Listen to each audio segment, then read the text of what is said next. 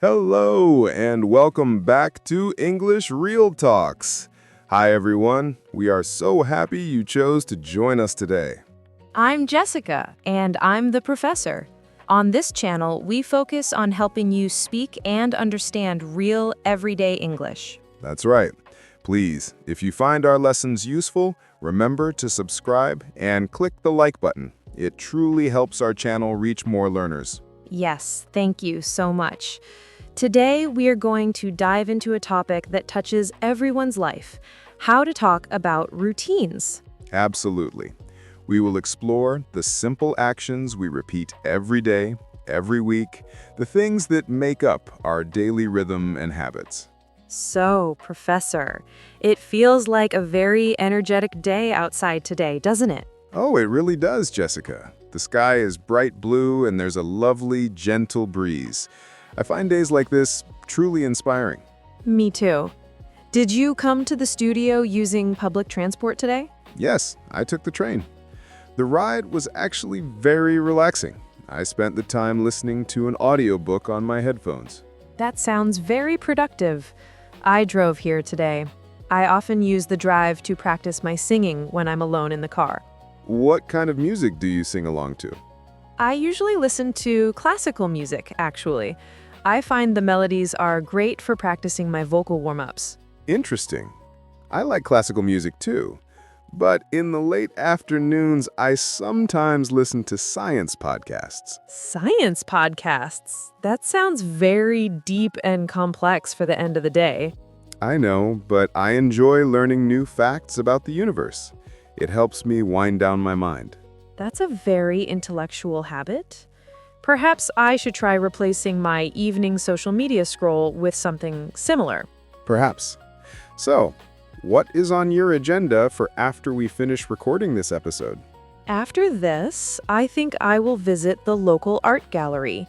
I want to look at the new exhibition and maybe sketch a little in my notebook. Oh, that sounds like a beautiful way to spend the afternoon. May I join you for the gallery visit?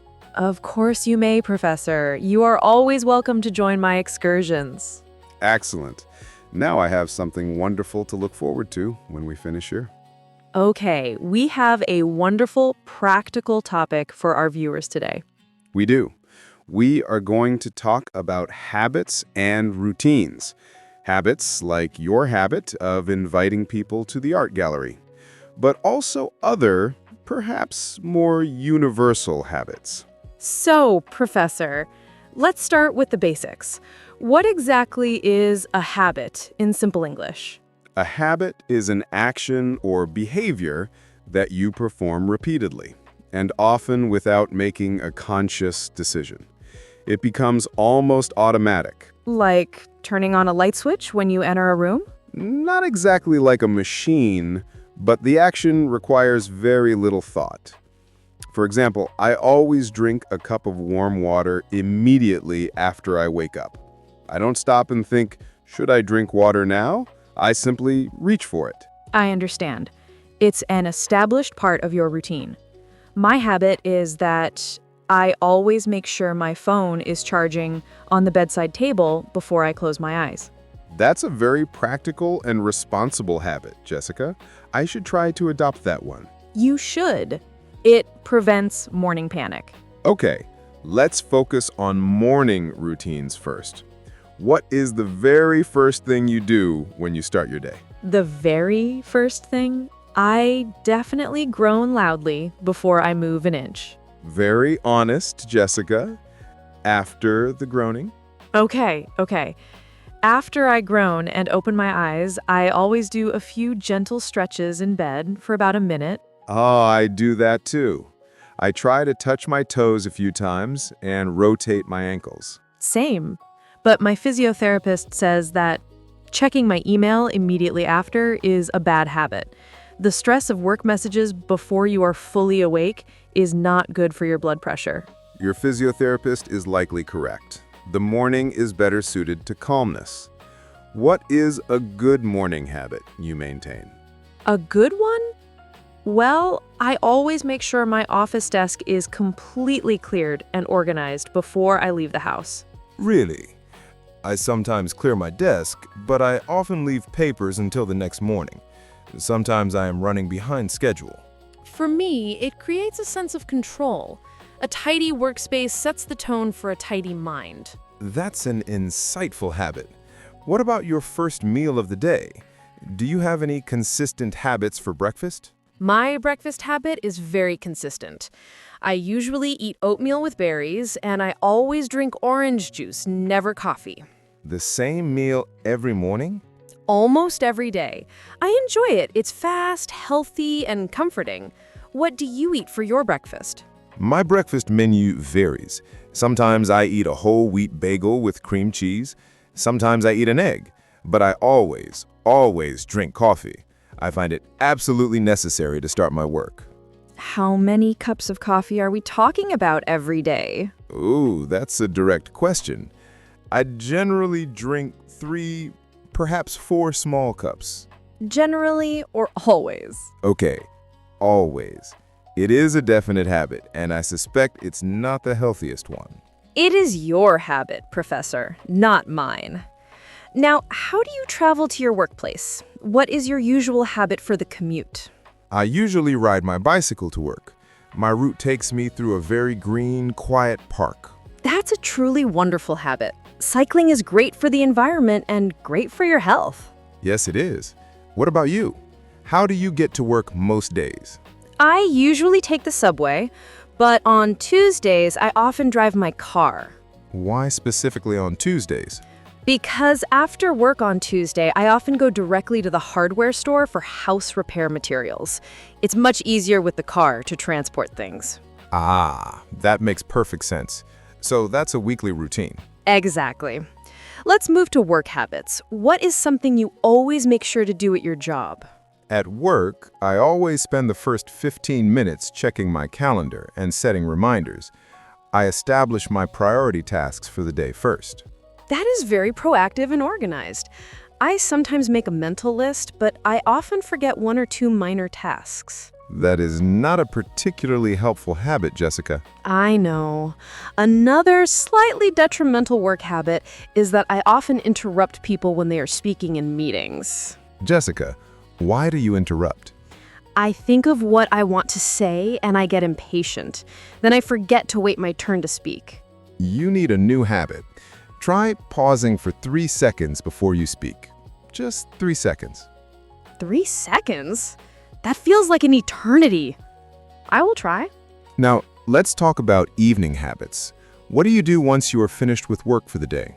After work, I usually feel quite mentally drained, so I always sit on my balcony for 15 minutes and just watch the clouds move. That sounds beautifully meditative. I should try that. After my 15 minutes of cloud watching, I often head to my community garden plot. You go to the garden after work? That is commendable. I never engage in gardening. Never? What do you do for a relaxing hobby outside of work?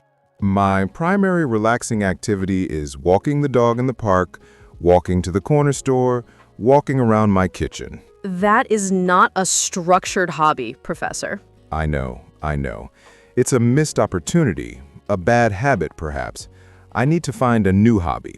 What do you do in your garden plot? I usually water the vegetables and pull out the weeds.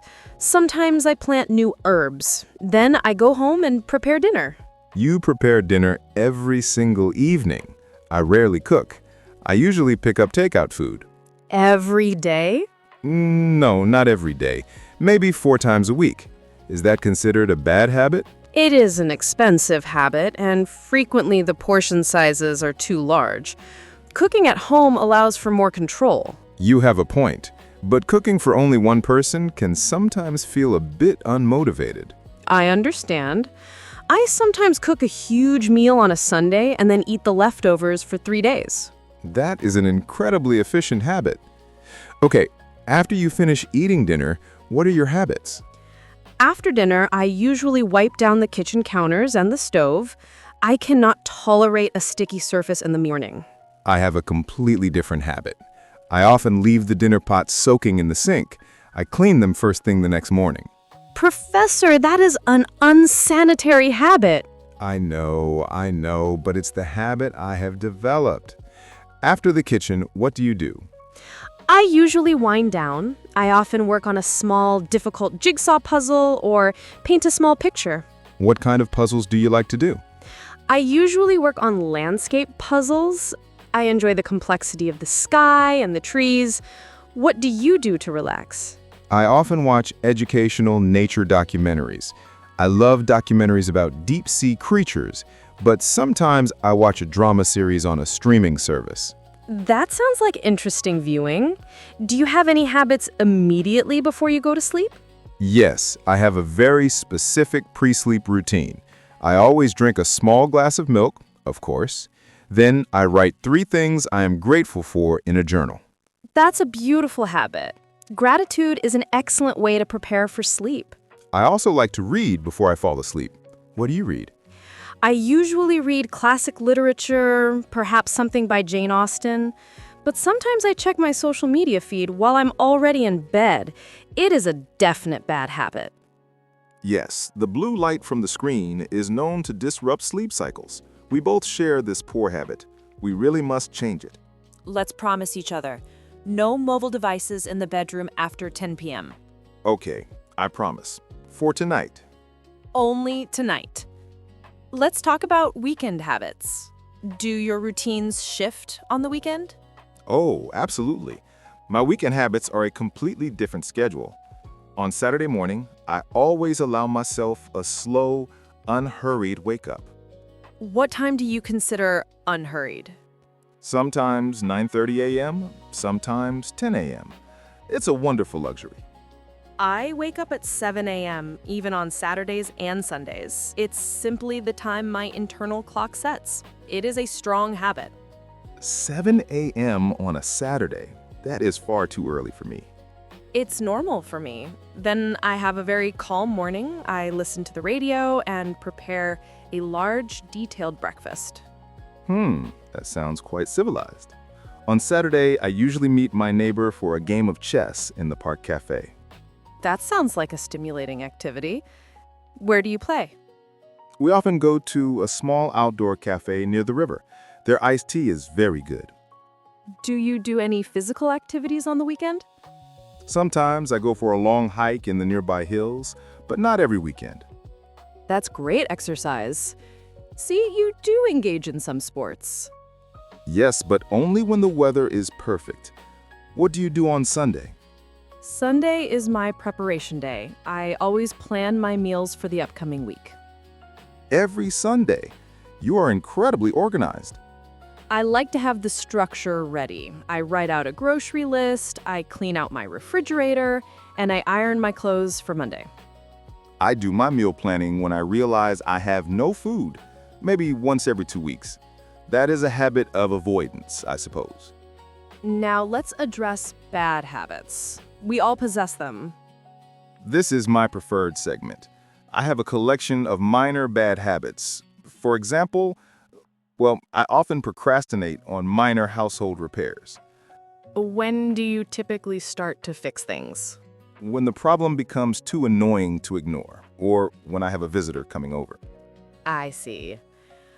I sometimes delay calling to schedule my necessary dental appointments. But you maintain such excellent habits. Nobody is completely perfect, Professor. I have another silly bad habit. I often misplace my reading glasses. How many pairs of glasses have you misplaced this year? Possibly 4 or 5 pairs? They are everywhere and nowhere. That is a lot. That is an expensive bad habit, isn't it? I know. What is your most financially impactful bad habit? My most expensive bad habit is subscribing to too many streaming services for movies and TV shows. I only watch maybe 2 regularly, but I pay for 6. Oh, that is definitely an expensive habit. You should cancel the ones you don't use often. You are correct. But I always think, what if I want to watch that one specific show next week? Habits are certainly hard to break. How can we establish new beneficial habits? I've read that we should implement the changes very slowly and small. For example, if you want to start meditating, begin by sitting quietly for just 60 seconds. That's practical advice. And we need to be consistent. We need to do it daily or nearly daily. Every day. That sounds challenging. Not too challenging. For example, if you want to remember more vocabulary, just place one new English word on your bathroom mirror every morning. Okay, I can do that. That is one very small action. Precisely. And if you want to drink more tea, just make 1 cup of tea immediately after you finish your breakfast. 1 cup. I can absolutely do that. Maybe I will drink 2 cups. See? You are instantly motivated now.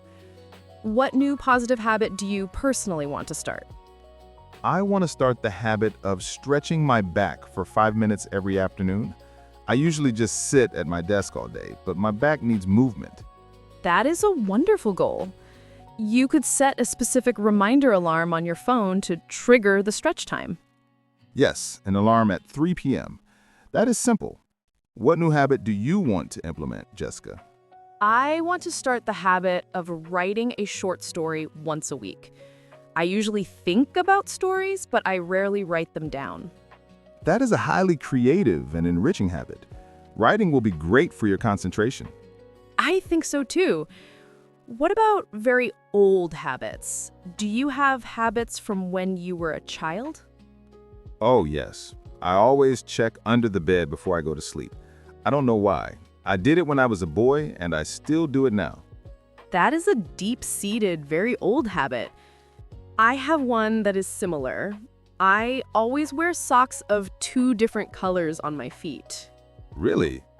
Why is that? I don't know. I just think matching socks are too boring. It's a small protest against conformity. That is an amusing habit.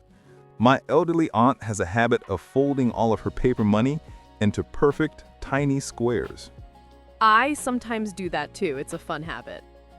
So, some habits are fun, some are crucial for health, and some are just unnecessary expenses. The main point is that we all have the ability to change our habits if we truly want to. We just need to begin small. I feel very motivated right now.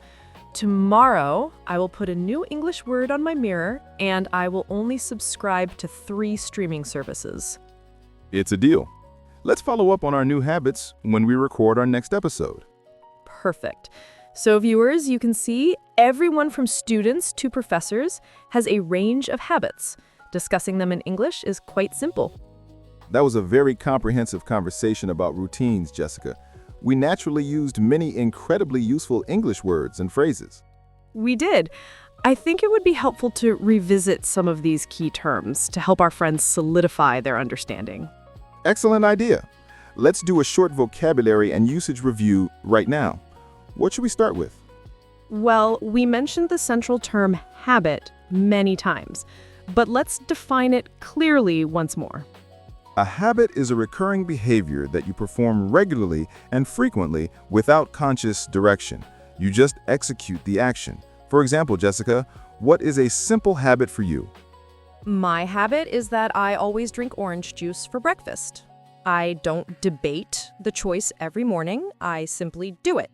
It's a habit. Perfect example. It's a constant, repetitive action. Washing your hands before a meal is a habit. Saying thank you is a habit. Can a habit carry different moral weights, like good or bad? Oh, absolutely. A good habit is beneficial, either healthy or efficient, like exercising or being punctual. A bad habit is detrimental or unproductive, like biting your nails or scrolling social media mindlessly. I try not to mention the social media scrolling. So a habit can either be constructive or destructive. Precisely. Now, another crucial word we used frequently to describe the regularity of a habit is always. Always. This signifies 100% frequency. The event happens every single time without fail. For instance, I always remember my mother's birthday. It never changes. Yes, or the city tram always runs on the exact same tracks. It's a permanent fixture. And the complete opposite of always is never. Never. This means 0%. The action does not occur at any time. For example, I never eat meat. I am a vegetarian. And I never forget to set my calendar reminders. It's a critical part of my work habit. So always and never express extremes, but we often use words that are less absolute, like usually. Usually. This is a highly practical adverb. It means most of the time, but it allows for rare exceptions. Maybe the frequency is around 85% to 95%. So if I say, I usually drive to work, what does that imply? It implies that you drive on the vast majority of days, but perhaps on a day when your car is being repaired, you take the subway. Correct. So it's not 100%, but it is the common pattern. What about often? Often means many times. The action happens frequently, but maybe not as frequently as usually. For example, I often visit the local library. This means I go a lot, perhaps twice a month, but not every single week. I see. So I often call my sister on a Sunday. It's a regular, common activity, but it's not guaranteed every single Sunday. Yes. And then we have sometimes. Sometimes is the least frequent of this group. It indicates it happens on certain occasions, but it is not a primary habit. Maybe the frequency is around 40 to 50%? For example, I sometimes stay up late to finish a book. Not often, but when the story is very exciting. And finally, let's redefine the word routine. Routine. This is an excellent overarching word. A routine is like the sequence or the entire structure of your many habits and actions. Can you give us a full example of a routine, Professor? Of course. My morning routine is, first, I always drink warm water. Then I usually stretch my back. After that, I always drink coffee. Then I often check my calendar. Finally, I never eat meat for breakfast. Wonderful! So a routine is the established order of your habits. My evening routine is I always wipe the counters, I usually work on a jigsaw puzzle, I often watch a documentary, and I always read a book before I fall asleep. So a habit is one individual action. Routine is a group of habits that occur in a specific order. Perfect distinction. Let's quickly review the concepts of healthy and unhealthy one last time. Healthy means something that contributes positively to your physical or mental well-being. Eating fruit is healthy. Getting 8 hours of sleep is healthy. And unhealthy means the opposite. It is not good for your body or mind. Eating too much sugar is unhealthy. Being constantly late is arguably unhealthy for your stress levels. So, viewers, can you create a single sentence using these words? For example, you could write, my healthy habit is I always drink a glass of water when I wake up. My unhealthy habit is I sometimes bite my nails. That is a perfect, actionable sentence. Try to construct a sentence like this for yourself. So to summarize, we covered habit, always, never, usually, often, sometimes, routine, and healthy versus unhealthy. These are all cornerstone words for discussing your everyday life in English. Yes, integrating these terms into your daily thought process is a truly excellent habit for any English learner. It is a supremely productive habit. Well, Professor, we have been discussing the subject of habits for a very comprehensive length of time. We certainly have. My voice feels a little tired from all the instruction. Is that a bad habit? Over-explaining? No, I think for an educator, thorough explanation is an excellent habit. But let's briefly consolidate the main takeaways for our friends watching. Perfect. Let's do a concise summary, a quick review of the material. First, we established that a habit is a recurring action you perform, often without deep consideration. Habits can be either positive or negative. Yes, we explored morning habits like stretching and checking your desk organization and the consumption of coffee or juice. And we talked about work habits like setting clear priorities, or the less desirable habit of interrupting others in conversation. Hey, you don't need to shine a spotlight on my costly habit of having too many streaming subscriptions. Apologies, Professor, but your expensive habit makes for a memorable example. We also touched on evening habits like gardening, preparing dinner, and writing in a gratitude journal. And we must not forget weekly routines like meeting a friend for chess on Saturday, or dedicating Sunday to preparation and meal planning. Exactly. And most importantly, we learned how to employ those crucial adverbs to describe the frequency of these habits. That's absolutely right. We practiced the strong anchors of always for total certainty and never for complete non-occurrence. And we utilized the more common and softer words like usually for most days, often for a high frequency, and sometimes for less frequent occasions. We also gained a clear understanding of the word routine, which is the overall flow and sequence of your various habits from waking up to going to sleep. And we clearly differentiated between healthy habits like riding a bike and potentially unhealthy or expensive habits like delaying home repairs or ordering takeout too often. Speaking of which, I am seriously reconsidering my 6 subscription habit. I am going to try to cancel 2 of them before the end of the day. That is a very ambitious goal. And I will try my best not to look at my phone after I'm in bed. We can both commit to changing just one small habit.